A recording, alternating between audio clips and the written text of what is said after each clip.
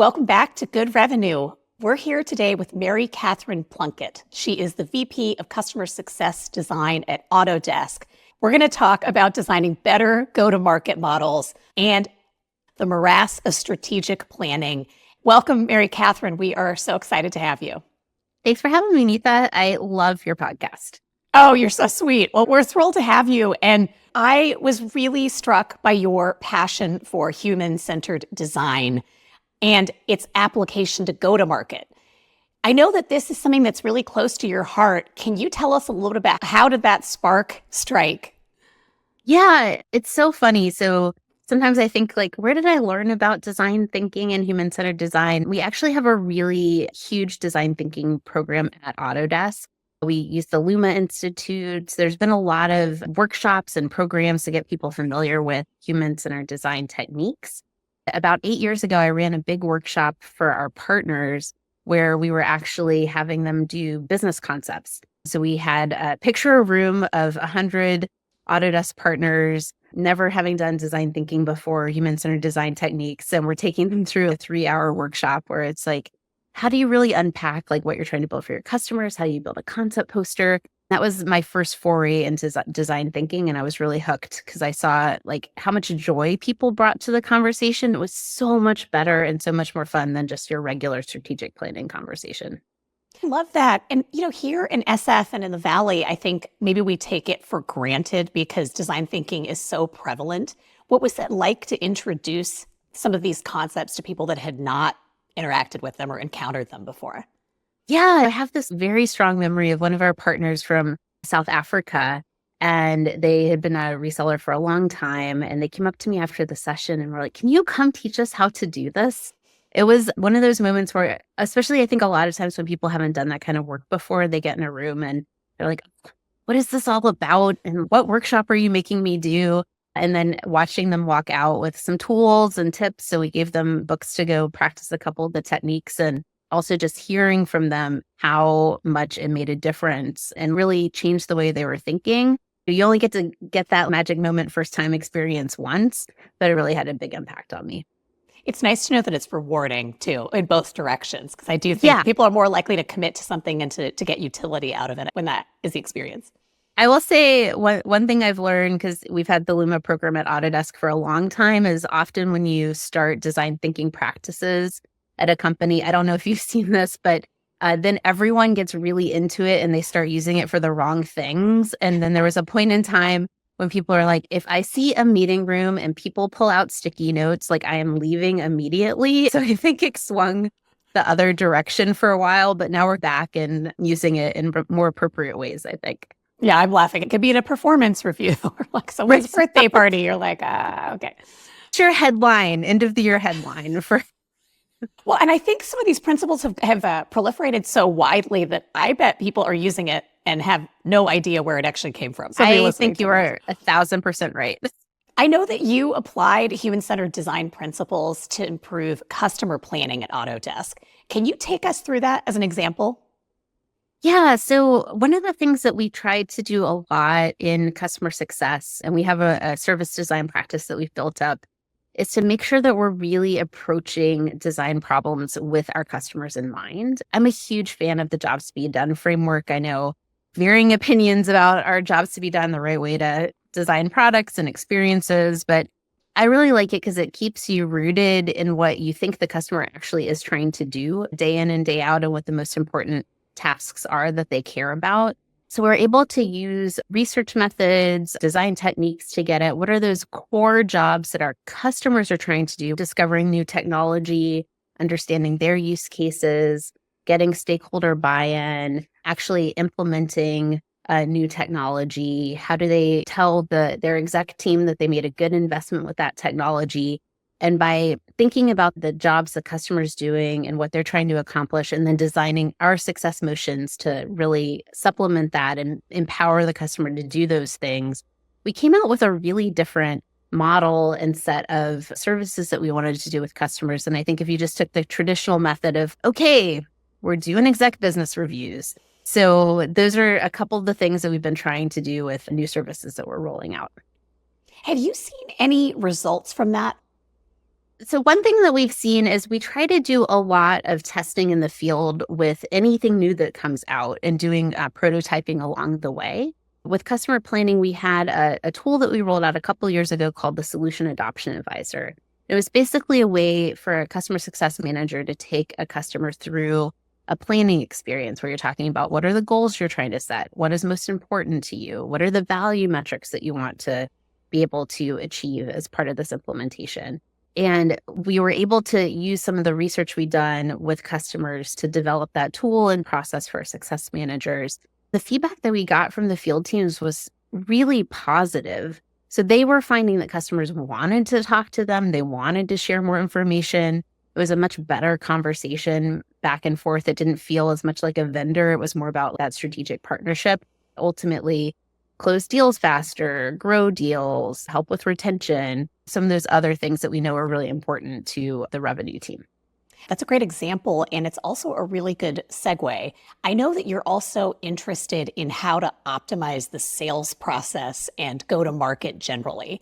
I happen to agree with this, and I should also say I'm a big fan of jobs to be done too, so I fully agree with you. I think it creates empathy where that may be limited, because I do think most people want the best for their customers or stakeholders. But until you really spend the time and the effort to get into someone's shoes, I don't think that that comes naturally necessarily to everyone. You're focused on a common problem, which is that sales process is usually about prioritizing what the company needs over what the customer needs. And I know this is really important to you.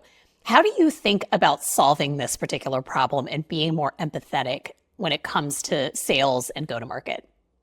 So I am obsessed with this problem. And I really believe that over the next, as you look 5-10 years out, the way go-to-market teams need to operate is fundamentally going to shift. I think we're at a real inflection point in how people do go-to-market. And there's been a lot of evolutions in go-to-market over the years. You had like enterprise sales methodologies, various kinds of sales methodologies that all basically boiled down to like, how do you do discovery and convince someone to buy something? You had product-led growth has been really popular, but I think it's going to start to become much more about how do you think about the customer? As you said, how do you empathize with the customer? How do you understand where they're at in the process? And I loved your podcast episode about the marketing demand funnel. And I would highly recommend anyone check that one out if they haven't already, because it is very connected to what we're going to talk about here. The process is fundamentally changing. The way people are doing their own research, deciding what they need, like how they want to engage with the salesperson or someone on the go-to-market team is really different, and it's changing fast. If our sales teams and sales leaders don't think differently about how they want to engage with customers, they're going to keep doing those old methods, and the old methods aren't going to work. One of the reasons why I love thinking about jobs to be done from a go-to-market perspective is customers have jobs to be done when it comes to choosing technology, selecting vendors they want to work with, rolling out new technology.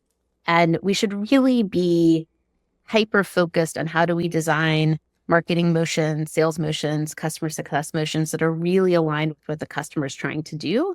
But I've just found over and over again, when you talk about funnel optimization, it's all about what the business is trying to do to get their pipeline and hit their number. And how does that translate into quota? And you're completely missing the mark because what the customer is trying to do isn't really factored into any of those metrics at all. Oh man, I couldn't agree more. And thank you. I'm glad that lead gen data is helpful, because I've spent actually a couple of years on this now, because I sometimes just wonder, I must be missing something, right? Because we continue to do things in a way that just feels very counterintuitive to me when you look at all of this data. And when you talk to even a very small subset of customers, they will also say, like, please stop spamming me. This isn't what I wanted. This isn't solving a real problem, right? Like, these are common themes in customer feedback. It almost feels like when we build a sales process or go to market, I think we're using sales like small s. So this isn't to we're not complaining about anybody's like sales team here. But I think that process, it almost feels like the customer's point of view is seen as a barrier to us achieving our business goal rather than a necessary input and a potential roadmap to how to achieve a win-win outcome. Would you agree with that? 1,000%. And I always am telling people, you need to focus on the people who are paying us money. Yeah. Our customers. And you go to any Google search you do for sales methodology, sales process, marketing methodology, even customer success methodologies, where it's all about like, how are you checking in, heading up to the renewal? It is all about the employees and what the employees need to do their job, which is create leads, grow their sales pipeline, close deals, make sure renewals are coming in, monitor risk. These are all employee jobs to be done. And if you're really thinking about it from a service design perspective, ideally you should be designing those processes with the customer in mind, and then making sure that the employee jobs are really reflecting those points that you're trying to drive with the customer. And it's just go-to-market isn't set up that way today. Do you think that this kind of work should start in customer success, or does this ladder up into a common executive? Where should this live if somebody wants to do this work? Yeah, I thought about this a lot. One of the nice benefits we have at Autodesk is we actually have a COO who owns all of go-to-market. So our chief operating officer has marketing, sales, customer success, revenue operations, as well as our go-to-market technology teams all roll up into a single leader. I think that's really helped us have more of that holistic go-to-market conversation than maybe at other companies where you've got all those reporting to the CEO. It becomes a CEO level conversation instead of a COO level conversation. And so I think it's worth looking at when you think about your organizational structure. I also firmly believe organizational structure does not need to dictate strategy. And so if you want to have a good go-to-market strategy and you want to have this different, more service design oriented approach, I think it really is fundamental to bring in service designers to help you, but it doesn't have to start in customer success. It's more about bringing a customer point of view into the different aspects of the go-to-market processes and designing with that in mind, as opposed to saying, oh, this is a customer success thing. Because we hear that a lot, right? We're like, why is customer success the ones saying we need to design stuff? And it's, no, I actually own customer experience, and we're trying to bring a service design approach to how we're looking at go-to-market processes. And that's one of the reasons why we keep asking everyone, hey, could we think about this a little bit differently? In that process, how have you won over skeptical stakeholders? Because I think you're right. I think there's a lot of people that are saying, hey, maybe this isn't the revenue function, the customer experience, or maybe it is. But there can sometimes be that battle between, all the little departments, right, and go to market. Yeah, I've been doing customer experience for a couple of years. And it's one of the things that I love about customer experience and building a customer experience practice is it's inherently about identifying cross-functional misalignment and getting people on the same page. Because often you've probably heard ship your org is a common phrase that we hear, right? Like you don't want to ship your org. And customer experience is one of the methods and the practices that help people not to do that when it comes to how you want to build good customer experiences. And often what my team does is we're bringing in voice of the customer data, customer feedback. We're helping people co-create with us in the design process. So their fingerprints are on it. They get to tell us all about their lived experience of being a sales rep or a marketer or a customer success person. And we can incorporate that into the design. Because at the end of the day, a good service needs to work for the employees as well as for the customers. And so it's really important to have that co-creation step in there. It doesn't always work. You're always going to get that spectrum of folks, the laggards, the early adopters. We get some super enthusiastic participants. But I think designing in a really inclusive way with our employees in mind helps us make a big difference when it comes to getting buy-in early on. In addition to having an org structure and really focusing on early buy-in, do you find that having shared KPIs or shared goals across teams is helpful in this process? Yes, 1,000%. I see this go wrong all the time. I'm sure you probably experienced this too, right? Yeah, that's why I'm always curious. Yeah, where you're like, why aren't people all on the same page? And you dig a couple layers in. Oh, because their goals are totally different.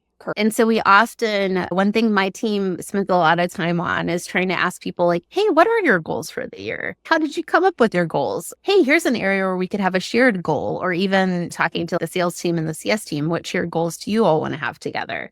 And the other thing I find is often when people are setting KPIs, they don't always think through what implication that's going to have on the customer experience. For example, I did some ride-alongs with our CS team in Barcelona, and they were showing me how they do account planning, how they're tracking customer engagement. One of the guys was saying, hey, my KPI is on doing a certain number of quality conversations a quarter across my portfolio. He had about 40 accounts. And so that meant he was making trade-offs between having a second conversation with a customer who really wanted to meet with him versus having a conversation with a different customer because he's not KPI'd on, he doesn't get credit for talking to the same customer twice in a quarter. If you were just to step back and say, what's a normal customer, like if you were to step back and say, what would you normally do in a situation where you're trying to create value for a customer?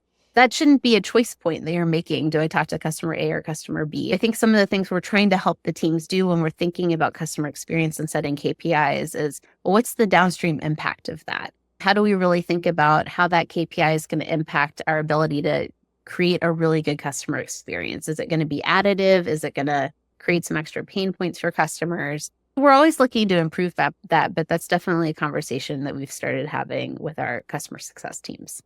Such a great example because, yeah, I think this comes up all the time. And I think a lot of times the executives are not thinking about, well, because you and I are kind of competing, that's why our teams are actually really competing, right? Rather than being the goal being we want deep insights. So what do we need to do to structure the team KPIs or outputs or whatever to meet that goal, right? I'm generally much more of a fan of talking about steering metrics as opposed to KPIs. And often when you're thinking about goals or experiences that you're creating, how are you knowing if that is going well or going poorly, and how do you make adjustments? Like, I think there's definitely a time and place for that if you're trying to drive a particular behavior with a team.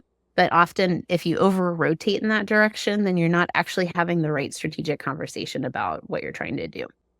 I know that you also measure trust as part of your program. What does that look like in practice? Yeah, so this is something new that we rolled out a couple years ago. There's a lot of debate in the industry around Net Promoter Score. We also track Net Promoter Score. What are the right metrics that we should really be looking at to understand customer experience? One of our brand statements is that we really want to be a trusted partner for our customers. It's really important to us as a business. It's something we really want to differentiate on, asking in our relationship surveys questions around trust. There's kind of two ways that we look at it. One is evaluating, do customers see us as a strategic partner? So we ask them a question, hey, are we just like a routine vendor that you're dealing with? Or do you see us as a strategic partner or trusted advisor? And then we also have a set of questions that roll up into what we call a trust ID that are asking about reliability, transparency, and then there's some attributes around that help us understand, like, how is the customer really perceiving us as a brand and their interactions with us? And it's really helped us get away from like only looking at Net Promoter Score and are they likely to recommend Autodesk, but also to look at how do they really see us and see the relationship with us as a vendor, and what are some of the specific things we can do to really improve that. It's really helped us have different kinds of conversations around the company in terms of what are the expectations around trust? How do we use this as a brand building moment with our customers? And using that in conjunction with Net Promoter Score and effort score and some of those other classic sentiment metrics to really help our teams feel empowered to have a different kind of conversation with customers. You alluded to this before, but I know that you and I definitely both agree, and I think it's probably not a news-breaking statement, but large organizations often get really bogged down in internal matters, whatever we're focused on, right? We look at ourselves a lot. I know you are really focused on cross-functional collaboration and making sure that that process is customer-focused. What are some of the strategies that you have found to be effective in terms of enhancing collaboration and maintaining productivity across teams? Yeah, I think it is such an interesting problem for me to solve. And I'm really obsessed with how do you actually get cross-functional collaboration working well? I think it's just something that's inherently hard. And after talking to a lot of teams and observing a lot of teams trying to act cross-functionally, I think it comes down to a couple places where people struggle. One is around decision-making and how to make decisions, especially when you're in a cross-functional team. Because typically what we'll see, and we talked about the KPI misalignment earlier, is if you're in a cross-functional team, inherently all those functions that are rolling up, typically the probability that all the KPIs of all of those managers and managers of managers that are interested in the work of the cross-functional team, those are not going to be aligned. And so this poor cross-functional team is trying to sit there and do work and try to do their best to like work across functions, across disciplines, but all the bosses up at the top are like, but what about my thing? What about my thing? And that inherently can lead to a lot of breakdown within the team. The other thing that I see teams struggle with is vocabulary. So often if you're bringing together experts from different functions, they're talking past each other essentially. And you see this all the time in the product teams, right? Where you've got the design, engineering, and the product folks trying to work in a triad. And you could almost make 8 million Dilbert comics about how all the things go wrong because people are talking past each other. Throw in some sales folks, some operations folks. The problem is amplified tenfold. One of the things that I really try to encourage my team to do is develop good listening and empathy skills. So how do you understand where there's a problem and where people are misaligned and how to actually dig into that and understand why? The other thing that we've rolled out with my team is a lot of decision-making tools. So how can you work with stakeholders to make decisions and make that more of a transparent process that people can follow? The third thing that we've done that I'm really excited about is we've created an anti-swirl toolkit. You see it all the time in projects, right? It's like people can't make decisions. People keep meeting. New stakeholders come in. There's all these reasons why the team is swirling and not able to move forward and make progress. So we've actually put together a toolkit and we made a chat bot just to do a little experiment on, hey, if I'm having a hard time on my project, what should I do about it? Really trying to give the team a lot of tools so that they're able to be those cross-functional champions who can span boundaries and really affect change across the organization. I love that. Will you tell us I think it's called Swirly. What does Swirly actually do? So Swirly is a chat bot. It's an experiment. So I wouldn't say it's like ready for prime time or commercialization, but we basically took a lot of our decision-making tools, different resources that our HR team has around collaboration, psychological safety, and created a chat bot that can basically answer questions. So if you're like, my stakeholder seems to be really disagreeing with me, what do I do? And then it'll give you a couple of ideas to try. So we've been using that with our team to see if it can help them a little bit. Is it helping in terms of kind of providing a neutral perspective? I think the thing that is most helpful for folks is how to make it feel fun and less scary when you're encountering swirl. Because typically at work, most people want to do a good job. And so if they're in a situation where there's conflict, where they're not making progress, typically people are often really scared to escalate things when that happens. So rolling out some of these tools, it's a way to help people feel like, I can have a little fun here. Like I can find some joy and humor in this moment that seems like so awful on the ground in the meeting, and helping to get the pressure off people to feel like, okay, I got this. I can go try something new. It's really, to me, about making people feel safe to be able to say, hey, I think we've got some swirl happening here. What can we do about it? And that alone is probably one of the most important things people can do for their teams. I love it. That's great. Well, let's switch gears a little bit. I know that you are also really passionate about a topic that I think has been just a nightmare in my own personal experience in a lot of organizations, and that is strategic planning. I think everyone starts out with great intentions, and I have yet to experience an organization where I feel like this was effective and worked smoothly. And I'm sure there might be people out there that like disagree with me, and maybe that's just me. I'm totally willing to take that feedback. But given that you are so passionate about ways to improve strategic planning, will you tell us how you came into that? What are you thinking about when you think about how to improve strategic planning? Yeah. So I would say anyone listening to this episode, if you have a great process around strategic planning, leave it in the comments. Yeah. Because Neeta and I would love to talk. We will share it far and wide. I hate inefficiency and I hate boring meetings and I hate doing a lot of busy work for no reason. These are things that are just personal pet peeves of mine. On the flip side, I love boundary pushing conversations, making sure that you're talking about the right things. What is the spirit of what you're trying to do and why, and how to really help people have those kinds of conversations. To me, that is the fundamental difference between good strategy and bad strategy. If you've read that the Yes, book, love that book. Yeah. is strategic planning, is it a PowerPoint exercise or is it a set of decisions that one needs to make about what they should be doing to like really drive growth in the organization? I've just found typical planning processes. You get a bunch of people together, they stare at a template they're supposed to fill in. They all try and do really good work on what is it that we're trying to do, but the timing is too short. It gets super tactical. You're left with these artifacts that are the source of truth that never gets used again.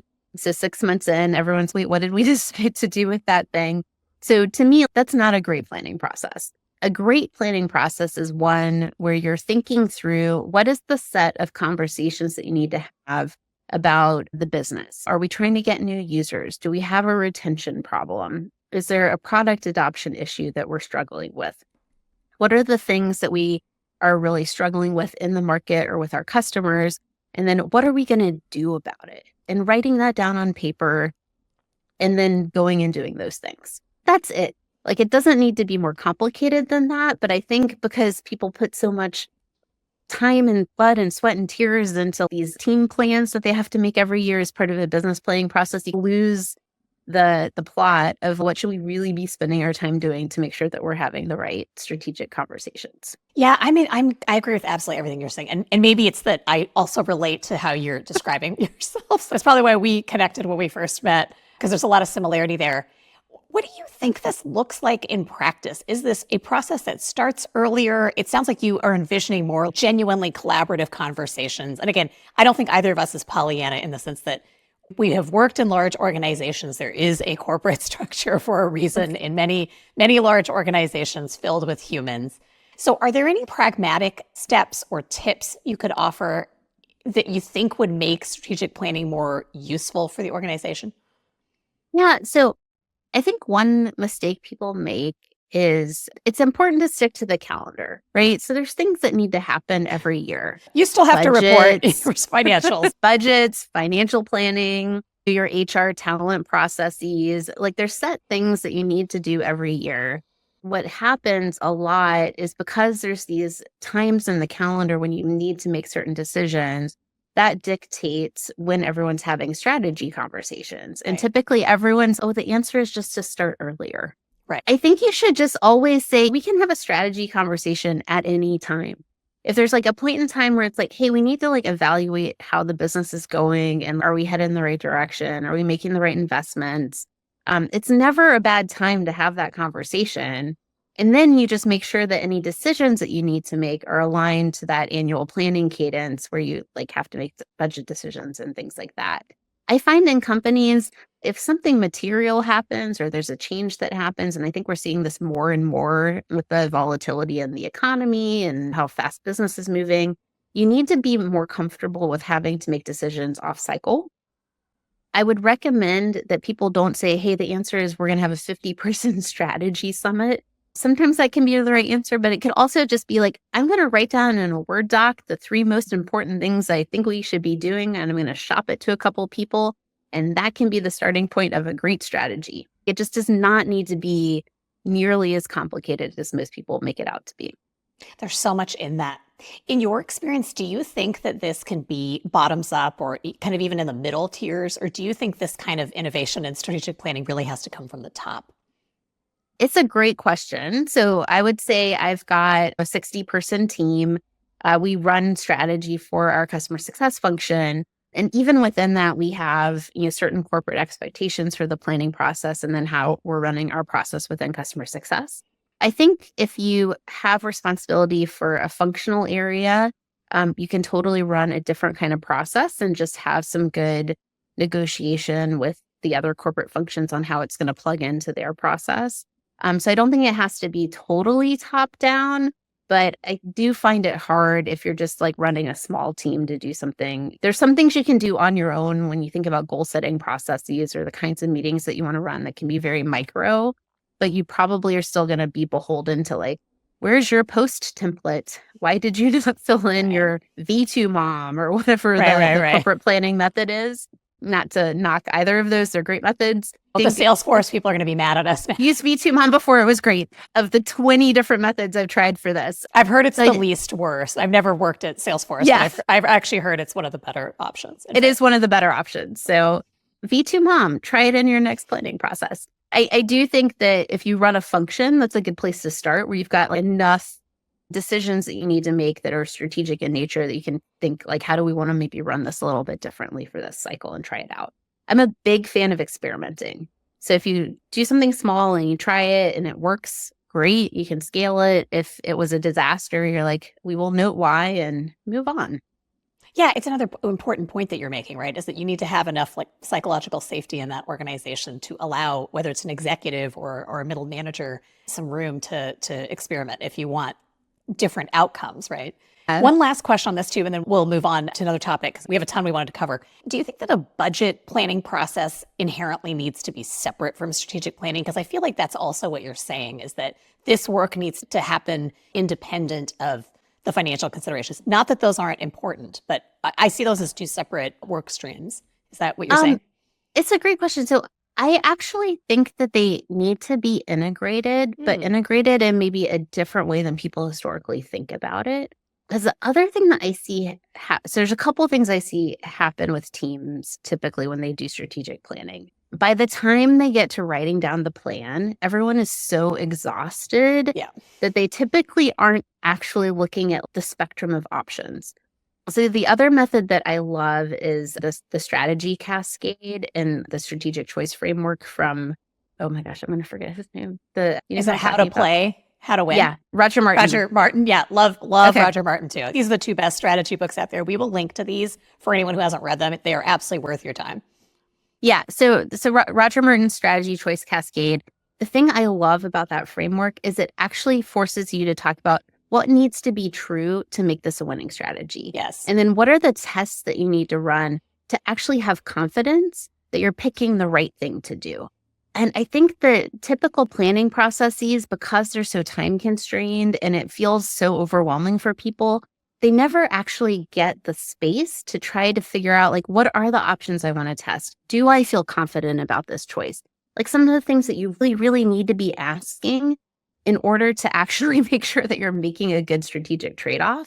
So how this relates to budgeting is you need to make sure that you have a budget process and a budget cycle, but you can make room in that to say, hey, there's going to be some quarterly investments or a certain amount of money we want to set aside to either test new ideas, make strategic investments. That doesn't necessarily have to fit in the same calendar as you're typically doing for the rest of budget planning. So my recommendation is just try out setting a carve out or a set aside of some amount of funding for strategic investments and strategic projects and try that out. So you don't pivot all the way to saying, oh, we have this fully integrated budget planning that's only related to strategic investments. But you at least get a little bit there of, okay, 5% or 10% of our budget's going to be for these investment projects, and the rest we're going to run as our run rate operations. That's super helpful. That's great. I'm here for it. This has been such a fun conversation, Mary Catherine. I absolutely love it. I just wanted to switch gears a little bit. I know you have so much to share when it comes to personal growth and leadership experience. Drawing from all that experience, what do you think is the hardest thing that you've had to do professionally? And what did you learn from it? Yeah, so I've had a lot of varying challenges in my career. My background's really in strategy. So a lot of the projects that I've done are how to think about a multi-year strategy when it comes to our channel evolution, different go-to-market projects. But I think one of the hardest things I had to do is I used to run our partner incentives at Autodesk, and we were moving from a perpetual model to a subscription model. I've been at Autodesk for quite a while now. And every year we would cut a little bit from the partner incentives. So it'd be $5 million, $10 million, and it would be nickel and diming with the channel leaders. Who's going to give back this tiny pot of money so that we can make the incentive plan for the year? And when we were making the move to subscription, I actually had to cut $100 million from the incentive budget, which was it was 10x more than we normally had to sign the leaders up for. And I had to get all of the channel leaders on board with the plan. And then we had to go sell it to the partners. So this was one of the examples where I actually used some human-centered design techniques with the leaders to come up with the strategy, talk about priorities. One of the things I learned is to start with first principles. So if you're always arguing over like who's giving back their 1% of the budget, you're having the wrong conversation. Like we had to first level set on what are some guiding principles that we're using to make these decisions about what we want to invest in with our partners. And it led to a totally different conversation with the channel leaders. And we were able to come up with some really great proposals on how we wanted to reallocate the incentive budget and make some bigger moves than we had in the past because we had such a big target that we had to hit for the program. The other thing I learned is if you give people something really scary and hard that they have to do, it's an opportunity to really get everyone aligned as a group on a shared goal. But you can't do that without the strategy and some of the first principles conversations, because otherwise it turns into a food fight where suddenly everyone's thing is the most important and you end up just at a stalemate. So those were some of the things that I really took away from that project. And the thing I'm most proud about is when we went to roll it out to the partners, they actually loved it. So even though we were cutting all this money, because we had talked about the strategic investments we were making and what was most important and what are the things we really wanted the channel to do and had a really clear strategy to back up the incentives, the partners actually felt that was a really amazing program that we were rolling out to them and they were really excited about it. I love those opportunities when you can find like a win-win all around in a situation that normally could have been really hard. That's an incredible success story. Kudos to you and your team and your colleagues for that, because that is not easy to do at all. I learned a lot. I'm sure. It sounds like you really brought those people into your thinking and into the process. Yeah, I think that was my other big learning is don't underestimate the amount of change that's required when you're trying to do a big transformation. Because I could have sat in a room with the finance guy and went back to everyone and said, here's what the budget's going to be. But they wouldn't have wanted to roll that out and no one would have been excited about it. And making sure you're really taking the time to understand what people are worried about, what they're concerned about, really build a plan that they're going to feel good about. That to me, that's all change management. I generally hate most change management frameworks, but the concept of change and how to lead people through change is something that I think any leader really should spend some time on. In all of your experience in tech, what is something that everyone else takes for granted that you think is inaccurate?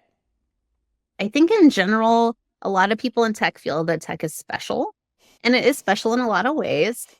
And there is so much happening in other industries, especially in customer experience, that I think tech could benefit a lot from. Because when I look at, Delta, this week when I was very annoyed about something. Even the pest management company I worked with this week, there's so many great analogs out there of how to think about customer experience. And in tech, I think we actually do a terrible job a lot of times because we're so focused on product and we forget what does it take to deliver a really good customer experience. Don't just assume that you're like some special snowflake in the tech world. There's a lot you can learn from other industries and other companies and how to do customer experience really well. Well, Mary Catherine, it's been such a delight to have you here. We will definitely have to have you back. Our last question before we wrap up, what do you think that high performance companies do differently from average performers?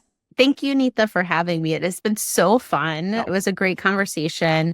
I'm going to cheat and say customer experience because that's what I spend an obsessive amount of time thinking about. But I really do think there's something there and there's data to back it up to show that customer experience leaders outperform in the market compared to laggards. There's been a lot of research in that space.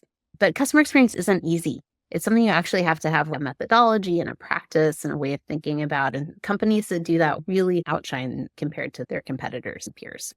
I love that. And I've also heard you say, and I think this is super true, so I will say it for you, the responsibility for customer experience does not just sit in a customer success team, right? It really is organizationally critical. Yeah, and our chief customer officer loves to say customer experience is a team sport.